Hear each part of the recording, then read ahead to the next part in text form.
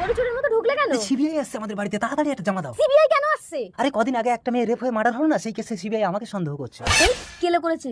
শোনো, সিবিআই এর সামনে ভাব নিতে কম করবে না, আর অল্প কথা বলবে, যা বলবে ইংরেজিতে বলবে, তাহলে মনে করবে শিক্ষিত লোক এইসব নোংরা কাজ করবে না। ইংরাজি কি করে বলবো, আমি তো মূর্খ।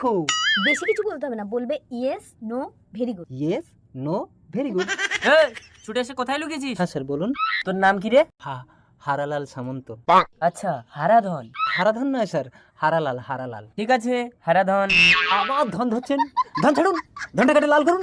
ঠিক আছে, ধন কেটে লাল, হারালাল। কদিন আগে একটি মেয়েকে রেপ করে মার্ডার করার কেসে আমরা তোকে সন্দেহ করছি। ইয়েস। আপনি একটু থামুন। তাহলে এ ব্যাপারে আর আমরা কাউকে সন্দেহ করছি না। নো। তাহলে আমরা তোর ফাঁসির ব্যবস্থা করি। Very good. ক্রিমিনাল। আমি